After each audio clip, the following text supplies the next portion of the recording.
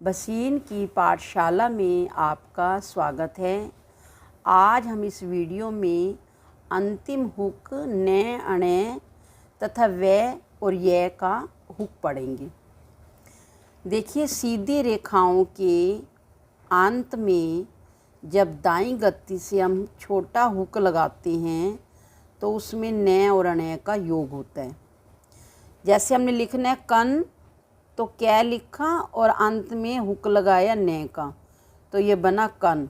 इसी तरह से चन है, च रेखा और न हुक चन। तन लिखा तय और अंत में लगाया हुक न का, तो ये बना हमारा तन। इसी तरह से बन अगर लिखना है तो बै और अंत में ना हुक लगाया। सीधी रेखाओं के आरंभ में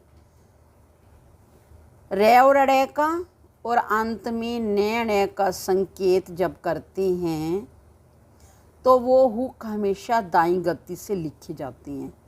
जैसे हमने लिखना है कर्ण, तो कै के शुरू में रा हुक है और अंत में ना हुक है, तो इसको इस तरह से लिखेंगे।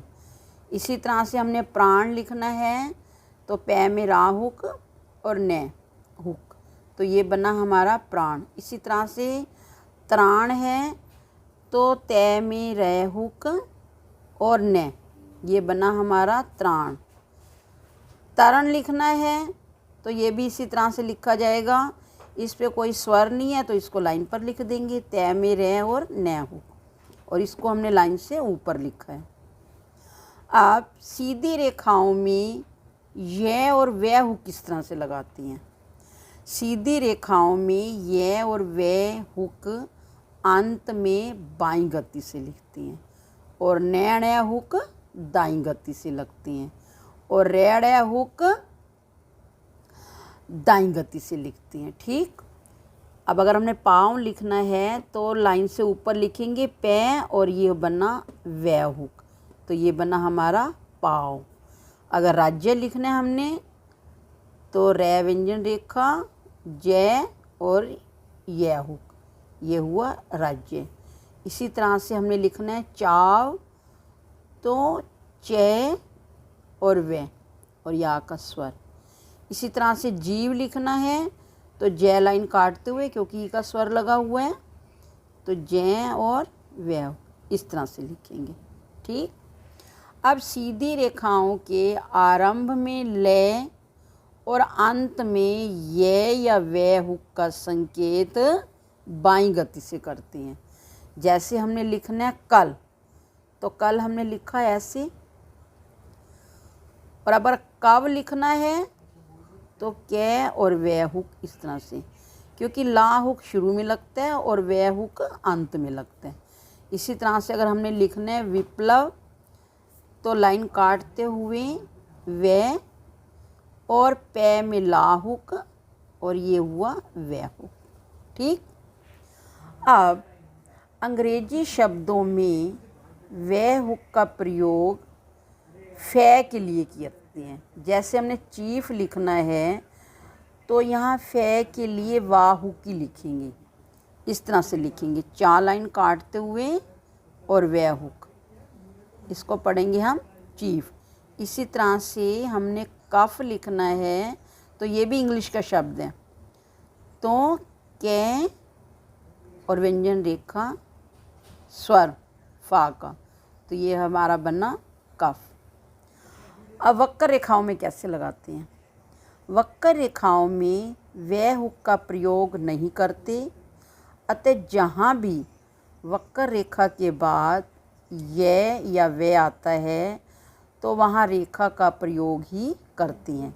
जैसे हमने लिखना है फावड़ा, तो फे और वाह बड़ा कर दिया और इसी में अड़ा का योग है, ये आ का स्वर हुआ फा, और यहाँ तक मान लो वे है तो यहाँ से अड़या हुआ, तो ये बना हमारा फावड़ा। इसी तरह से न अण हुक का प्रयोग रेखाओं के मध्य में भी करते हैं। अगर वह आसानी से और स्पष्टता से पढ़ा जा सके ठीक। जैसे हमने लिखना है चंचल, तो च न हुक, च और ला। इसी तरह से हमने लिखना है उपयोग, तो पै लाइन काटते हुए, क्योंकि उससे पहले ऊ का स्वर है, पै वै हुक, य हुक और ग, उपयोग।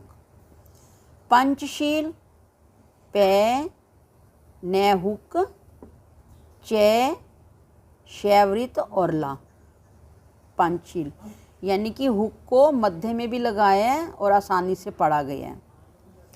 अब कई शब्दों में न और अनुस्वार की जो ध्वनि होती है वो एक समान सुनाई देती है, तो अनुस्वार होने पर भी हम न हुक का प्रयोग करते हैं, लेकिन कई शब्दों में अनुस्वार को प्रकट करने के लिए रेखा का प्रयोग भी किया जाता है। जैसे हमने लिखा चंचल, तो इसमें च और न हुक, च और ला। यहाँ पे तो अनुस्वार को प्रकट हमने हुक द्वारा कर लिया, लेकिन यहाँ पर ना हुक आसानी से नहीं लिखा जाएगा, तो इसलिए हमने लिखा कै न व्यंजन रेखा और च कांच। इसी तरह से अगर हमने मंच लिखना है तो मैं न रेखा और च। यहाँ पर अनुस्वार को हमने लिखने के लिए हुक का प्रयोग ना करते हुए व्यंजन रेखा का प्रयोग किया है, ठीक। अब किसी भी शब्द के अंत में स्वर होने पर हुक का प्रयोग नहीं करते, क्योंकि अंतिम स्वर के लिए अंतिम रेखा का होना भी जरूरी है। जैसे हमने लिखना मन, तो मैं में ना हुक लगाया, लेकिन अगर माने आएगा तो इसको हम पूरा लिखेंगे, मैं और न, ये आ का स्वर और ये ए का स्वर। इसी तरह से कान है, तो कान में हमने न हुक लगा दिया कान के लिए, लेकिन अगर काना आएगा तो इसको हम पूरा लिखेंगे, यहाँ पे हुक का प्रयोग नहीं करेंगे, ठीक है। अब वाक्यांशों में हम न हुक का प्रयोग नहीं, दिन और पूर्ण के लिए करते हैं। जैसे कुछ दिन लिखना हो तो कैसे लिखेंगे, कै छ, और दिन के लिए हमने हुक लगा दिया। अब हमें दिन पूरा नहीं लिखना पड़ेगा, ठीक है। इसी तरह से अगर आ जाए यह नहीं कहा गया, तो ये हुआ हमारा यह नहीं के लिए हुक लगा दिया न का, और ये कहा और ये गया, ठीक है। इसी तरह से अगर हमने लिखना है मूर्खता पूर्ण, तो माँ में राहुक, खे तय और न हुक, ये बना मूर्खता पूर्ण। तो यहाँ भी हमने पूर्ण पूरा ना लिख के ना हुक लगा दिया, तो इस तरह से हमने इसको पढ़ा मूर्खता पूर्ण। अब थी के संकेत के लिए भी न हुक का प्रयोग करते हैं।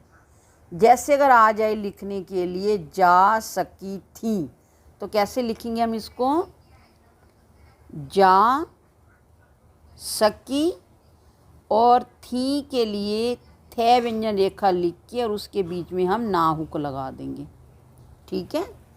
क्योंकि देखो जा सका था अगर आता तो हम ऐसे लिखते हैं, जा सका, और था जहाँ पे भी ख़त्म हुआ वहीं पे हम बिंदु लगा देते हैं, तो हम इसको पढ़ते हैं जा सका था, जा सका था।